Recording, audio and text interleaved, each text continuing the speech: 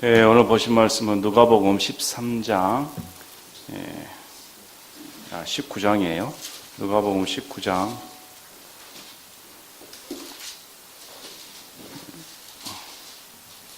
41절에서 44절, 누가복음 19장 41절에서 44절. 슬피 우시는 예수님, 슬피 우시는 예수님.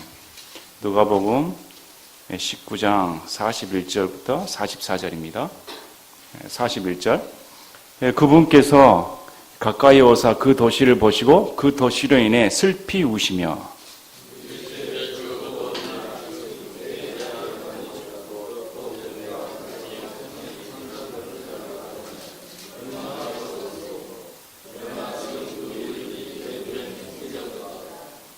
날들이 내게 이르르니 그때 네 원수들이 내 주위에 도랑을 파고 너를 둘러싸서 사면으로 가두며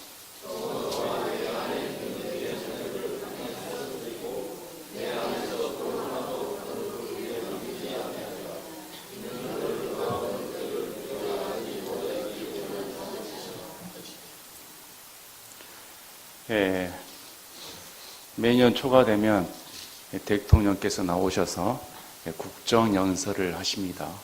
그러면 대통령의 연설문을 많은 언론에서 이제 논평을 내놓습니다.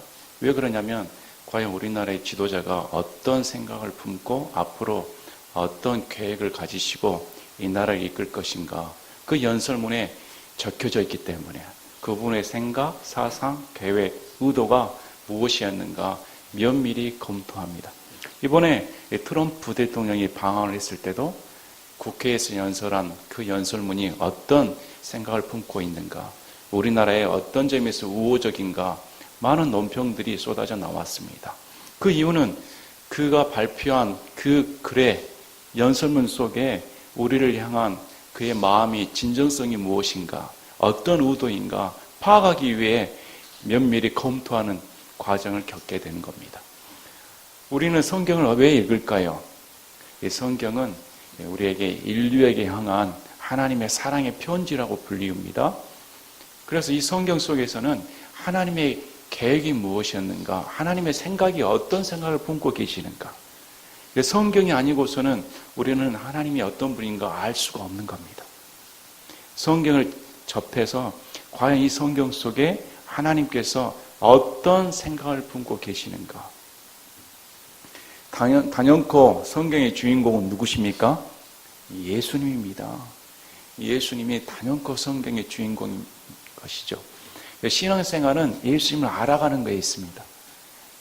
구원받은 것이 문제가 아니고, 신앙생활이라는 것은 구원을 총체적으로 나에게 계시된 예수님이 어떤 분이신가 하나하나 알아가는 과정이 신앙의 과정인 겁니다. 많은 분들이 하나님에 대해서 오해를 합니다. 믿는 사람은 말할 것도 없고, 믿지 않는 사람은 하나님 하면 원수로 여기는 경우가 많기 때문에, 믿는 그리스도인조차도 하나님 신앙생활을 한다면서도 하나님에 대해 기존적인 생각, 자신의 문화적인 습관, 체험, 이런 삶의 경험을 통해 하나님을 오판하는 경우가 많습니다. 성경에서는 전적으로 하나님의 성품에 따른 교리를 배워야 된다. 교리가 있습니다. 그래서 목사는 교리를 설교하는 겁니다. 교리는 뼈대이기 때문에 이 뼈대는 목사가 과연 하나님을 어떤 존재로 인식하고 있는가, 성경에 계시는 하나님이란 이런 존재입니다 하고 여러분에게 선포하는 겁니다. 목사는 자신의 교리에 합당하게 성경에서 제시된 하나님만을 제시해 줘야 되는 겁니다. 이러할 때 성도들이 과연 하나님은 이런 분이시구나. 오늘 본문 말씀을 채택한 이유는 예수님에 대해 많은 분들이 오해하기 때문입니다. 예수님은 우리 인간이 아닙니다. 예수님은 하나님이십니다. 그래서 예수님께서는 인간의 몸으로 오셔서 하나님이란 이런 존재이다, 이렇게 가르쳐주기 오셨다는 겁니다. 이전에는 대언자들을 통해 부분적으로 알 수가 있게 되었습니다. 그러나 마지막 날에는 하나님이신 그분이 인간의 몸으로 직접 오셔서 모든 걸 보여주셨다는 겁니다. 그래서 그 사랑이 절정을 이루는 것이 바로 십자가에서 죽으심이었던 것이죠. 그래서 이 모든 과정을 하나님께서는 나란 이런 존재이다 가르쳐 주십니다. 오늘 본문 말씀은 우리 예수님께서 슬피 우셨다 이렇게 나옵니다. 세상에 어떤 신이 인류를 위해 우실까요?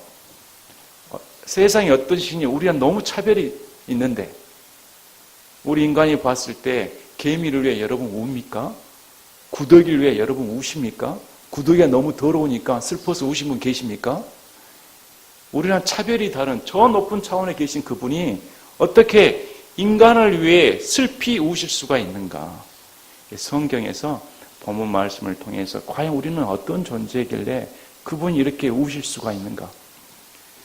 믿는다고 하는데도 아직도 하나님께서 나에게 뭘 뺏어가는 존재, 나의 행동 하나하나를 저울에 달아봐서 안 되면은 바로 얼감해가지고 벌을 주는 존재, 이렇게 잘못 인식하신 분들이 많이 계십니다.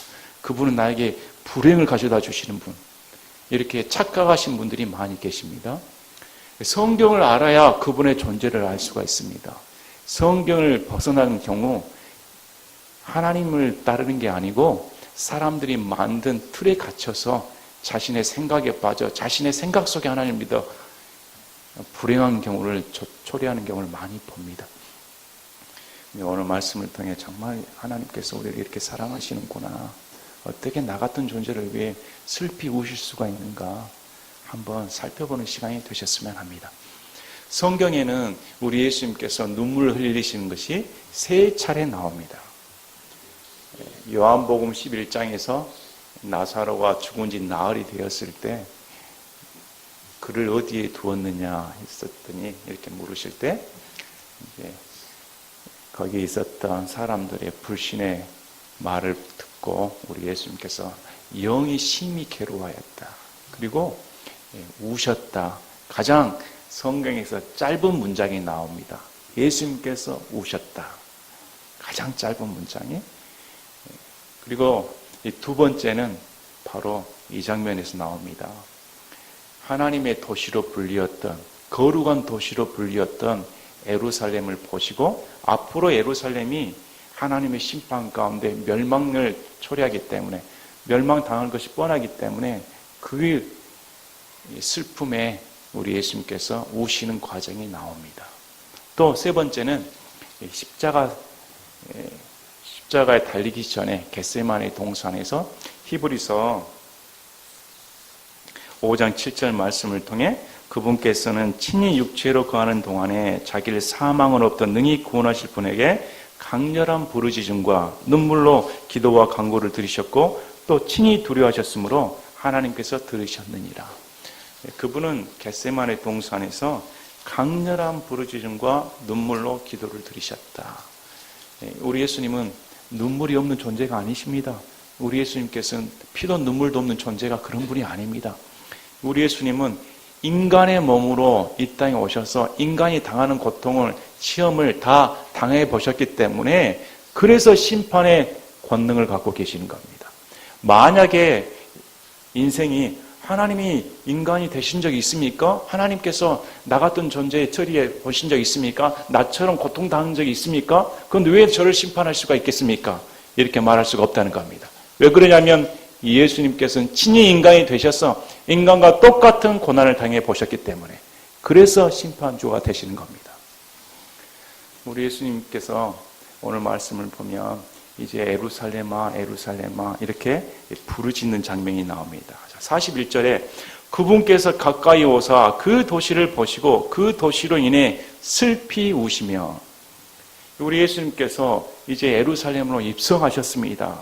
그랬더니 그 앞절에 어떻게 나오냐면 큰 무리들이 따라와서 찬송하리로다 주의 이름으로 오시는 왕이여 하늘에는 평화요 가장 높은 곳에서는 영광이로다 하며, 큰 무리가 예수님께서 오시는 것을 보시고 찬송하며 맞이했습니다. 그런데 이와 대조적으로 예수님께서는 기뻐 안 하시고 영광을 안 받으시고 오히려 예루살렘 그 거룩한 도시를 보시고 슬피 우셨다. 이렇게 나오는 겁니다. 왜 그럴까요? 백성들이 바라는 메시아상과 우리 예수님께서 오신 목적이 다르다는 겁니다. 백성들은 메시아가 왔기 때문에 이제 자신의 모든 로마의 압제로부터 아니면 이제 메시아가 와서 부를 줄 줄 알았습니다. 모든 억압으로부터 다 벗겨주어서 이스라엘을 해방시킬 그런 지도자로 영접한 거였습니다. 그러나 우리 예수님은 그렇게 오신 분이 아닙니다. 예수님은 어떻게 오셨습니까? 예수님은 왕으로도 오셨을 뿐만 아니라 죄인들을 구원하러 오신 구세주가 되십니다. 그러나 백성들은 예수님을 왕으로 영접하지 아니하고 앞으로 며칠이 안 되면 십자가 형벌에 내놓은 십자가에 못 박으라 외치는 그런 백성인 것을 알고 계셨다는 겁니다. 그래서 예수님께서 가까이 오사 그 도시를 보시고 그 도시로 인해 슬피 우셨다. 누가복음 13장에 보면 우리 예수님께서 이렇게 외칩니다. 34절에 오 예루살렘아 예루살렘아 대언자들을 죽이고 내게 보낸 자들을 돌로 치는 자여 암탉이 자기 새끼들을 자기 날개 아래 모음같이 내가 얼마나 자주 내 자녀들을 함께 먹으려 하였더냐. 그러나 너희가 원치 아니하였도다. 하나님께서는 예루살렘에 이스라엘 백성들을 돌이키기 위해 대언자들을 수차례 보냈습니다. 돌이키기 위해. 그러나 그들은 원치 않았습니다. 하나님께 돌이키기를 원치 아니하고 대언자들을 돌로 쳐 죽였다는 겁니다. 이 상황을 암탉이 자기 새끼들을 자기 날개 아래 모음같이, 분명히 하나님께서는 자기 새끼라고 말합니다. 자기 새끼니까 어찌하든지 품고 가려고 했습니다. 그러나 내가 얼마나 자주 내 자녀들을 함께 먹으려 했다. 암탉이 한 것처럼 먹으려 했는데 너희가 원치 아니했다. 싫다는 겁니다. 그래서 35절에 보라 너희 집이 버림받아 너희가 황폐하게 되느니라. 진실로 내가 너희에게 이르노니 너희가 말하기를 찬송하리로다. 주의 이름으로 오시느니 할 때까지 너희가 나를 보지 못하리라 하시니라.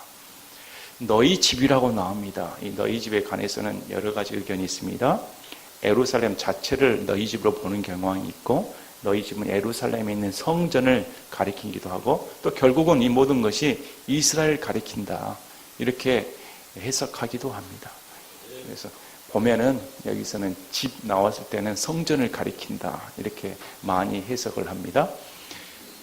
이전까지는 집 하면 하나님의 집, 아버지의 집으로 불리웠습니다. 그러나 지금 예수님께서는 이 성전을 보고 어떻게 말씀하시냐면 너희 집이다. 하나님 아버지의 집이 아니라는 겁니다. 분명히 성전이 세워져 있는데 너희의 집으로 만들었지 아버지가 계신 곳이 아니라는 겁니다. 그래서 다시 찬송하리로다 주의 이름으로 오시느냐 할 때까지 보지 못한다. 다시 오신다는 겁니다. 다시 오셨을 때 이제 그분이 진짜 메시아로 이스라엘 백성들이 맞이할 때가 온다. 이제 얼마 남지 않아 예수님은 돌아가시고 예수님께서 예언하신 것처럼 이 시점에서 40년 후에 로마 장군인 티투스가 와서 돌 하나에 돌 남기지 않고 싹 무너뜨려 버립니다. 멸망시켜 버립니다. 이걸 아셨기 때문에 우리 예수님께서 예루살렘아 예루살렘아 연거푸 탄식하며 슬픔에 겨워 부르짖는 것입니다. 오늘날도 마찬가지입니다. 우리 예수님께서는 이 땅에 오시는 것이 우리를 정죄하러 오지 않으셨다고 분명히 요한복음에서 말씀을 합니다. 요한복음 3장 16절 17절에 하나님께서 세상을 이처럼 사랑하사 자신의 독생자를 주셨으니 이것은 누구든지 그를 믿는 자는 멸망하지 않고 영존하는 생명을 얻게 하려 하심이라. 하나님께서 자신의 아들 세상에 보내신 것은 세상을 정죄하려 하심이 아니요 그를 통해 세상을 구원하려 하심이라. 하나님 아버지께서는 철저하게 예수님을 통해 모든 인류가 구원받기를 원하셨습니다. 단 한 사람도 빠짐없이. 그래서 디모데전서 2장 4절에 그분은 모든 사람이 구원을 받고 진리를 아는 데 이르기를 원하시느니라. 하나님 아버지의 마음이 드러나 있는 겁니다. 하나님 아버지께서는 우리 인생이 멸망당한 것을 절대 기뻐하지 않으십니다. 한 사람도 빠짐없이 지옥에 가지 않기를 원하신다는 겁니다. 지옥은 인류를 위해 만든 게 아닙니다. 지옥은 마귀와 그 천사들을 위해 예비된 곳입니다. 우리 인류는 절대적으로 하나님과 함께 있어야 되는 겁니다. 이 마음이 애타서 결국에는 예수님을 보내셔서 예수님을 십자가에 못 박이심으로 말미암아 모든 인류의 대속의 죄를 사해 주시겠다는 겁니다. 그러나 원치 않는 겁니다. 요한복음 3장 16, 17, 18절 쭉 읽어보면 사람이 자신의 죄를 사랑하기 때문에 하나님께 나오기를 거절한다는 겁니다. 빛보다 어둠을 사랑하고 하나님이 있다 하면 자신이 억압을 받는다고 생각하기 때문에 죄를 떳떳이 짓기 위해 하나님을 없이 하였다. 이렇게 성경은 기록합니다. 하나님을 모르기 때문에 동성애를 합법화하는 겁니다. 하나님을 거부하기 때문에 낙태를 합법화하고자 하는 겁니다. 하나님을 거부하기 때문에 오늘날 교회에서 버젓이 세습이 벌어지는 겁니다. 하나님을 진정으로 안다면, 하나님을 두려워한다면 이런 일은 용납할 수가 없는 것인데 사람들이 자신의 뜻대로 하고 싶기 때문에 자신의 욕망을 추구하기 때문에 모든 법안을 인권이라는 법안에 하나님의 법을 무시해버리는 것. 지금 이런 실정이 벌어지고 있습니다. 이러할 때 우리 하나님께서는 슬피 우셨다. 인류의 죄악을 보고 기뻐하신 분이 아닙니다. 그래 너희는 멸망받아야 돼. 마땅히 해야 돼. 정죄하시는 분이 아닙니다. 그분은 슬피 우시는 분이시다. 그래서 이 42절에 이렇게 나옵니다. 이르시되 적어도 이날 즉 내 날에만이라도 너 곧 내가 내 화평에 속한 일들을 알았더라면 얼마나 좋았으리요. 그러나 지금 그 일들이 내 눈에 숨겨졌도다. 우리 하나님께서는 예루살렘을 엄청 사랑하셨습니다. 하나님의 눈동자를 두셨다 할 정도였으니까 예루살렘은 거룩한 도시로 불리는 그 메시아의 도시 그 자체였습니다. 그런데 죄악에 관영을 하고 예수님을 몰라 하고 자기들의 종교적인 규례 안에 하나님을 떠나 율법에 빠져서 자신의 의를 추구하는 그런 도시를 보시고 하나님께서 이렇게 슬피 우셨다. 내 날만이라도 화평에 속한 일을 알았더라면 얼마나 좋았을까. 이 말씀은 지금까지 수차례 대언자들을 보내서 말씀을 전했는데 거역했다는 겁니다. 그런데 지금 최소한 이날, 예수님이 오신 이날, 예수님께서 입성하신 이날, 예수님께서 바라보는 이날, 누구든지 볼 수 있는 그 날만이라도 알았더라면 바꿔졌을 텐데 숨겨졌도다. 알기를 원치 않았다는 겁니다. 오늘날도 마찬가지입니다. 예수님께서는 참고 또 참습니다. 한 사람도 멸말되기를 원치 아니하십니다. 그러나 그게 찼을 때 결국은 하나님의 심판이 이어지는 겁니다. 인류에게도 마찬가지입니다. 하나님은 참고 참아서 오늘 기회를 보여 주시는 겁니다. 지금 예수님께 나오십시오. 지금 예수님께 나와 그분 앞에 엎드려야 되는 겁니다. 그분이 나의 구세주이십니다. 그분이 아니면 나는 멸망받습니다. 이런 자세가 돼야 된다는 겁니다. 자, 예루살렘은 그날도 화평했을 겁니다. 그날이 무슨 번개치는 날이었겠습니까? 그날이 산불이 난 날이었겠습니까? 그날이 환란이 있었던 날이었겠습니까? 그날도 예수님 오신 날도 평상시 같은 날이었을 겁니다. 종교적인 규례를 갖춘 사람들은 그날도 열심히 하나님을 섬긴다 하면서 애물을 드리러 갔을 겁니다. 또 기도를 드리러 갔을 겁니다. 또 일상생활을 하고 있었을 겁니다. 수많은 사람들이 일상생활을 하고 있었던 도시였습니다. 그런데 그 도시를 보시고 예수님은 다르다는 겁니다. 슬피 우셨다. 예수님 뭘 보셨을까요? 왜 우셨을까요? 똑같이 잘 믿는다고 행동을 하는데 사람들은 오늘날 교회를 왜 다닐까요? 많은 사람들은 왜 교회를 다니고 있을까? 지금 최근에 무리를 일으키는 가장 큰 장로교회가 있습니다. 세습을로 말미암아 많은 사람들에게 큰 시험거리를 제공했습니다. 아마 그분들도 하나님의 뜻이라고 새벽 기도를 하고 응답을 받았다, 은혜를 받았다 하며 목사를 추대했을 겁니다. 또 반대파는 어쩔까요? 반대파는 세상에 이런 일이 있을 수가 있는가? 어떻게 세상에서도 이루어지지 않는 세습이 사기업이 됐는가? 이런 통탄을 금할 수 없다. 반대도 이렇게 합니다. 우린 성경에 바울이 이렇게 말합니다. 만에 하나 내가 고기 먹는 것으로 인해 다른 사람이 시험을 받는다면 평생 고기를 입에 대지 않겠다. 오늘은 어떨까요? 과연 이런 자세가 있을까? 그 영향력이 큰 교회로 말미암아 교회는 이미 실추돼 버렸습니다. 세상보다 못한 사회 집단, 단체보다 못한 타락한 집단으로 낙인되어 버렸습니다. 얼마나 슬픈 일입니까? 이 마음을 보았을 때 슬퍼해야 된다는 겁니다. 그것은 기뻐하고 받아들일 일이 아닌 겁니다. 하나님의 입장에서 슬퍼하고 통해야 되는 겁니다. 우리는 예수님의 마음을 너무 모릅니다. 너무 몰라서 나는 지금 잘 믿고 있는데, 나는 지금 잘 하고 있습니다. 교회에 나와서 나는 열심히 신앙생활을 하고 있습니다. 맹신은 겸손이라는 가면을 쓰고 찾아옵니다. 맹신은 순종이라는 가면을 쓰고 찾아옵니다. 그래서 묻지도 말고 따지지 말고 믿으라는 것이 오히려 신앙의 순수함이라고 거짓 맹세를 가르칩니다. 그러나 성경 그렇게 하지 않습니다. 하나님의 뜻대로 구해야 되는 겁니다. 하나님의 뜻대로 신앙생활을 해야 되는 겁니다. 우리가 추구하는 건 뭘까요? 우리 교회가 추구하는 건 뭘까요? 우리 교회는 철저히 하나님의 말씀을 따릅니다. 제가 아는 교회가 분란이 생겼습니다. 그 교회가 제법 크고 많은 외국인도 찾아오고 성장을 했습니다. 그러나 목사의 설교가 문제가 되었습니다. 목사의 설교가 문제가 되어서 저에게 한번 물어보았습니다. 제가 그 설교 내용을 보았습니다. 안 되겠다. 성도들이 안 되겠습니다. 우리는 하나님의 말씀만을 추구하는데 목사님께서 잘못 가르쳐 주시니 시정을 부탁드립니다. 목사님은 전혀 거기에 인식을 못하는 겁니다. 무엇이 잘못됐는가? 다른 분의 설교를 카피해서 그대로 전해버리는 겁니다. 이런 일이 벌어지니까 그쪽에서 이런 말을 했습니다. 우리가 교회를 한 목적이 무엇인가? 여러분, 우리가 교회를 하는 목적이 뭡니까? 사람 수 늘리는 겁니까? 아닙니다. 집에서 예배를 드려도 된다.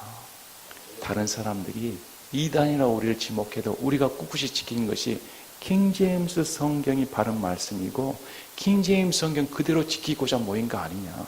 이것이 무너져 버리면 우리 교회는 의미가 없다. 존재 자체가 의미가 없다는 겁니다. 저도 그렇게 생각합니다. 저도 킹제임스 성경에 대한 확신이 없다면 우리 교회는 존재할 가치가 없는 겁니다. 우리 교회가 왜 있는 겁니까? 하나님의 말씀 중심인 겁니다. 하나님 말씀 중심으로 지킨다. 말씀의 권위가 땅에 떨어지고 세상 사람들이 즐겨하는 그런 복음이 아닌 것이 복음으로 간주되어지는 이 세상을 볼 때 여러분의 마음은 어떻습니까? 저는 학교 다닐 때, 대학교 다닐 때 기도할 곳이 없기 때문에 저녁에 기도하고 싶은데, 밤에 기도하고 싶은데, 좀 소리를 내서 기도하고 싶은데, 그래서 개척교회 하시는 목사님이 저에게 열쇠를 주었습니다. 열쇠를 주어서 언제든지 저녁만 되면 문을 열고 들어와서 기도를 해라. 그러면 저는 밤늦게 이제 공부를 하고 집에 가기 전에 혼자 문을 딱 열고 기도하러 갑니다.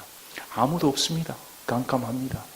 무릎을 꿇고 기도하면 이 하나님의 마음을 아십니까? 하나님께서 정말 나랑 함께 계시는구나. 세상 사람 보이는 거 아닙니다. 세상의 환경 보이는 거 아닙니다. 많은 사람들이 보이는 게 아닙니다. 수많은 사람들이 없다 하더라도 그 순간만큼은 하나님 나와 함께 하신다. 세상을 위해 기도를 하고 불신자들 위해 기도할 때 여러분의 마음이 어떻게 될까요? 울 수밖에 없습니다. 나를 위해 우는 게 아닙니다. 과연 인류가 어떻게 될까? 멸망당할 인류가 어떻게 될까? 여러분, 안 믿는 가족을 위해서 울지 않습니까? 안 믿는 가족이 내가 정말 믿어서 거듭나서 천국과 지옥이 있는 걸 안다면 내 가족이 지옥 가는 걸 눈으로 볼 수가 있습니까? 마음이 무너져 내리는 겁니다. 슬피 울 수밖에 없는 겁니다. 우리 대학교 때 금요일만 되면 저는 제 동료들과 함께 지금의 헐몬산에 있는 산에 가서 산기도를 했습니다. 제 차가, 그때는 대학생에도 제가 좀 차를 몰았습니다. 제 차에 한 두세 명 태우고 저녁에 가서 산에 기도하러 가면 그때는 사람들이 많이 왔습니다. 지금은 어쩐지 모르겠습니다. 헐몬산 뒤에 가면 사람들이 부르짖는 소리가 많이 들려옵니다. 근데 지금 그때가 그립습니다. 제 기도에 동역자들이 있었으니까 그분들은 저를 위해서 기도를 해주고 부르짖어 기도할 수 있는 기도의 일꾼들이었습니다. 제가 지금 이곳에 서 있는 데까지도 저를 위해 남몰래 위해 기도하신 분들이 많이 계셨습니다. 저하고 상관없는 분, 어떻게 나와 상관없는 분들이 나를 세서 그렇게 기도를 할 수 있을까? 참 기도가 끊긴 교회는 죽은 교회인 겁니다. 때로는 우리 교회를 생각할 때 제가 이번에 금요일 저녁에 와서 문을 열고 왔더니 역시나 사람이 한 명도 없었습니다. 그래도 내 마음가운데 감사한 것은 이제는 내 교회가 있는 겁니다. 이제는 내가 마음대로 들어갈 수 있는 교회가 있고 내가 마음대로 열쇠를 빌리지 않아도 됩니다. 그것만으로도 저는 감사가 되었습니다. 감사가 되어서 난 기도할 수 있다. 또 이런 좋은 공간이 있는 거 아닙니까? 좋은 공간이 있기 때문에 언제든지 들어와서 기도할 수가 있다. 이것이 은혜가 되었던 겁니다. 저는 우리 교회가 정말 하나님 앞에 기도하셨으면 좋겠습니다. 여러분들의 마음이 정말 하나님 앞에 위로함 받고 주님 앞에 눈물로 부르짖는 그런 분들이 되셨으면 합니다. 자, 보십시오. 날들이 내게 이르리니 그때 내 원수들이 내 주위에 도랑을 파고 너를 둘러싸서 사면으로 가두며 또 너와 내 안에 있는 내 자녀들을 땅에 쓰러뜨리고 내 안에서 돌 하나도 다른 돌 위에 남기지 아니하리라. 이는 너를 돌아보는 때를 내가 알지 못하였기 때문이라 하시니라. 우리 예수님은 이 예루살렘이 예수님께서 어찌하든지 돌이키고자 하셨음에도 불구하고 예수님은 자유의지를 절대로 꺾지 않습니다. 사람이 지옥 가고 멸망받은 것은 순전히 그 사람 탓인 겁니다. 그 사람이 선택하는 겁니다. 원치 아니했다 이렇게 말을 하는 겁니다. 아무리 좋은 것을 줘도 받기를 원치 아니하면 하나님도 어쩔 수 없다는 겁니다. 왜 그러냐면 하나님은 인간을 하나님처럼 대해줬다는 겁니다. 너에게도 선택권이 있기 때문에 너의 그 선택권을 존중한다는 겁니다. 여러분 하나님과 살고 싶습니까? 아니면 지옥 가서 마귀와 살고 싶습니까? 이것은 어리석은 질문 아닙니까? 어느 인류에게 하나님은 묻고 계시는 겁니다. 과연 나를 따를 것인가? 아니면 세상을 따라 따를 것인가? 나에게 주신 분은 예수님께서는 전 생명을 주신 분입니다. 전 생명을 주셔서 어느 누구도 지옥 가기를 원치 아니하신다.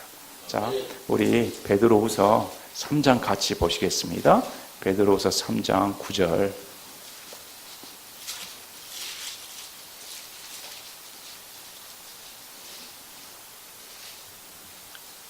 베드로후서 3장 9절 보시겠습니다. 주께서는 자신의 약속에 대해 어떤 사람들이 더디다고 생각하는 것 같이 더디지 아니하시며 오직 우리를 향하여 오래 참으사 아무도 멸망하지 아니하고 모두 회개에 이르기를 원하시느니라. 우리 예수님은 아무도 멸망받기를 원치 않습니다.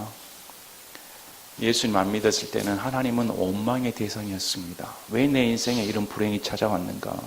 하나님이 안 계셨더라면 나는 안 태어났더라면 이런 꼴 안 당했을 텐데 하나님 늘 나의 저주거리요 원망의 대상이었습니다.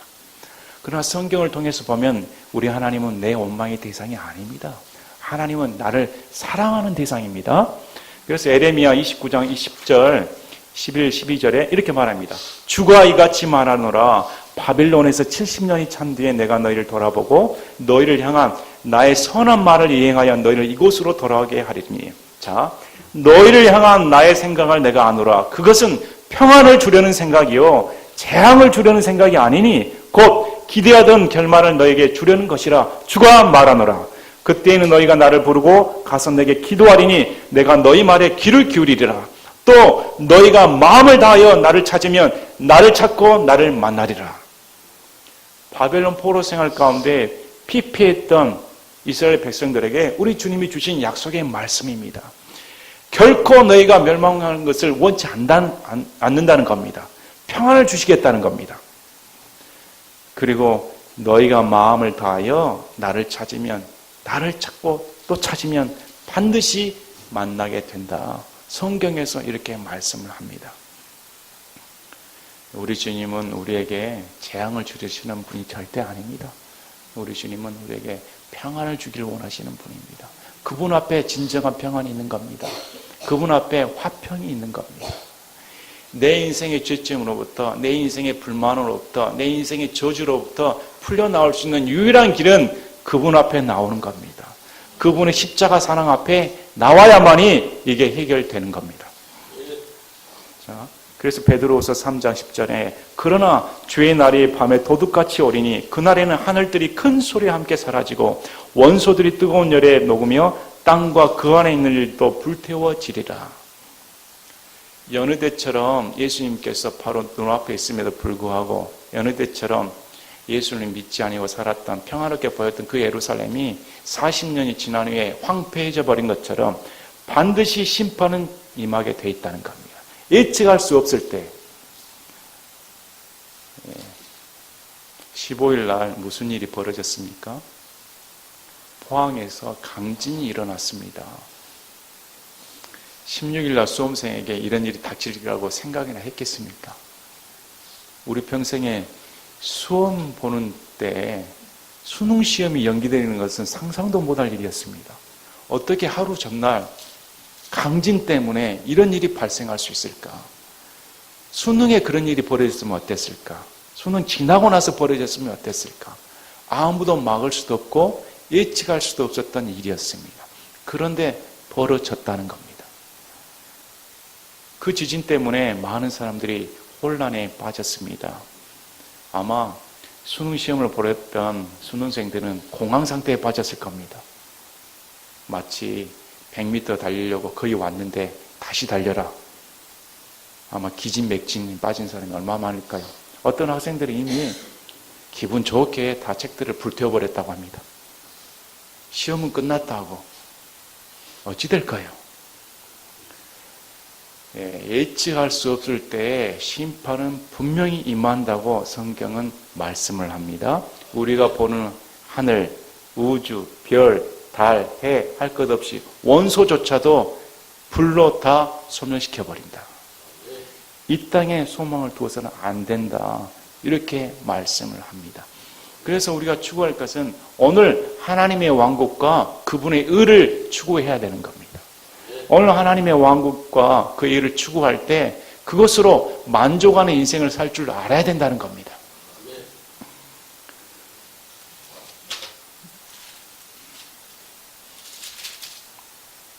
자, 44절에 또 너와 내 안에 있는 내 자녀들을 땅에 쓰러뜨리고 내 안에서 돌 하나도 다른 돌 위에 남기지 아니하리라. 왜 그렇습니까? 이는 너를 돌아보는 때를 내가 알지 못하였기 때문이라 하니라. 사람들은 자기를 돌아보는 때가 있어야 됩니다. 지금 내가 나를 돌아봐야 되는 겁니다. 과연 나는 하나님 앞에 어떻게 살고 있는가? 과연 우리 예수님 앞에 나는 어떤 신앙생활을 하고 있는가? 안 믿는 사람들은 과연 어떤 자세로 나와야 되는가? 이럴 때 알지 못하면 멸망당하는 겁니다. 하나님께서는 한 번도 우리에게 섭섭하게 대하신 적이 없습니다. 하나님께서는 한 번도 우리에게 비난거리를 제공하신 적이 없습니다. 하나님께서 우리에게 줄 것 다 주신 분입니다. 저는 신앙생활하면서 가장 가슴 아픈 것 중에 하나가 예수를 믿으면서도 예수님을 원망하는 겁니다. 인간인지라 예수님을 원망할 수 있습니다. 인간이기 때문에 어떻게 나에게 이런 일이 벌어질까 불평할 때도 있습니다. 그러나 다시 돌이켜 하나님께서 나를 어떻게 대해주셨는가 생각을 해보면 감사밖에 나오지 않습니다. 우리는 내 죄 때문에 지옥 갈 사람들이었습니다. 지옥 가서 영원히 고통받을 사람이었습니다. 암에 걸리는 환자들, 암성 고통 때문에 차라리 죽여달라고 울부짖습니다. 이 고통에서 벗어날 수 있다면 빨리 죽여달라는 겁니다. 여러분 그런 울부짖음 들어보신 적 있습니까? 그러나 지옥에서는 어떨까요? 지옥의 고통이 그 고통에 비했을 때 어느 정도일까요? 지옥에서는 죽으려고 해도 죽지 않습니다. 썩어지지도 않습니다. 영원 상태에서 그런 고통을 당한다면 어쩔까요? 사람들은 하나님 두려워하지 않고 자기 생각대로 자기 옳은 판단대로 따라서 결국은 하나님 심판대 앞에 서게 될 겁니다. 그날에는 변명할 수가 없다고 성경은 말합니다. 왜입니까? 온천한 만물을 통해 신성에 속한 것들, 그분의 속성에 속한 것들을 인류 각 사람 한 사람에게 알 수 있게끔 보여주셨다고 성경은 말씀하고 있기 때문에 그날 하나님 심판대 앞에 서서 나는 몰랐습니다 이렇게 말이 안 나온다는 겁니다. 양심을 거부할 수가 없다고 성경은 말씀하고 있기 때문에 여러분 양심의 호소를 하는 겁니다. 불이 마음문을 열고 하나님 앞에 나와 심판에서 떠나 하나님의 사랑 안에 들어오라고 성경은 명령하고 있는 겁니다. 오늘도 저와 여러분의 고통을 우리 예수님 속속들이 알고 계십니다. 여러분의 울부짖음에 절대로 나몰라라지 않습니다. 그분은 나은 사람을 위해 슬피 우시는 분이십니다.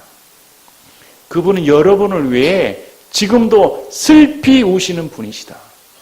깊게 동참하시는 분이시다. 이것이 큰 위로가 되는 겁니다. 여러분 기도할 때 어떻게 기도하십니까? 여러분 기도할 때 정말 멀리 떨어지신 나와 상관이 없는 그런 분으로 보이십니까? 그분은 그런 분이 아닙니다. 그분은 내 안에 들어오셔서 내 음성에 귀를 기울이시며 나를 만지시며 나를 위해 전체를 내어주신, 나를 자신의 소유 삼아주신, 나를 상속자 삼아주신 내 주님이시자 내 구세주가 되시는 구원자이신 그런 분이십니다. 그분 앞에 여러분 나오십시오. 그분 앞에 여러분의 인생을 맡기십시오. 얼마든지 그분 앞에 눈물을 쏟아 부으십시오. 그분은 여러분의 슬픔에 동참하시는 분이십니다. 우리는 하나님을 알아야 됩니다. 우리 예수님을 알아야 됩니다. 그래서 성경에서는 예수님이라는 분을 알기 위해 여기서 설교를 하는 겁니다. 저는 여러분이 예수님을 더 잘 알기를 원합니다. 저보다 더 예수님을 뜨겁게 사랑하기를 원합니다. 저보다 더 예수님을 알면 알수록 더 그분과 깊은 교제를 나누기를 원합니다. 이것이 제 바람입니다. 한편으로는 제가 목사를 하면서 많은 비난도 받았습니다. 여러분도 알 겁니다. 나와 상관없이 어떻게 그런 비난을 할 수가 있는가? 어떻게 그런 말을 할 수가 있는가? 어떻게 여기서 설교하는 사람이 사적인 감정을 하고 있다고 그런 말을 뱉을 수가 있는가? 예수님을 생각하니까 충분히 이해가 되었습니다. 예수님이 인생에게 어떻게 설교를 하셨을까요? 인생이라는 사람들에게, 꽉 막힌 사람들에게 어떻게 하나님이신 그분이 이런 인류에게 말을 건넬 수가 있을까? 말이 통할 수가 있을까? 그런데도 예수님이 인내하시고 슬피 우시며 말씀을 전했다. 이런 마음이 조금이나마 가져야겠다 생각이 들었습니다. 예수님의 마음은 아마 우리 전라도 말로 복장 터졌을 겁니다. 저도 말씀을 전할 때 솔직히 복장 터질 때도 있습니다. 과연 하나님의 말씀이 이렇게 권위가 떨어질 수가 있을까? 단상에서 선포된 말을 어떻게 인간의 말을 들을 수가 있는가? 과연 하나님을 두려워하고 있는가? 과연 교회가 하나님을 거룩하게 보이고 있는 곳인가? 교회는 사람들의 단체가 아닌 겁니다.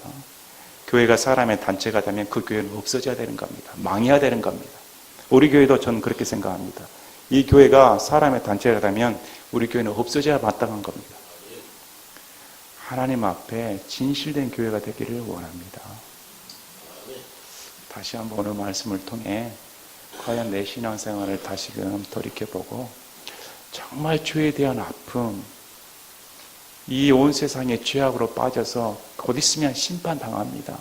이 심판당하는 이 인류에 대해 예수님의 마음에 조금이라도 동참하여 참 내 마음이 찢어지는 이런 고통을 조금이나마 느껴보시기를 원합니다.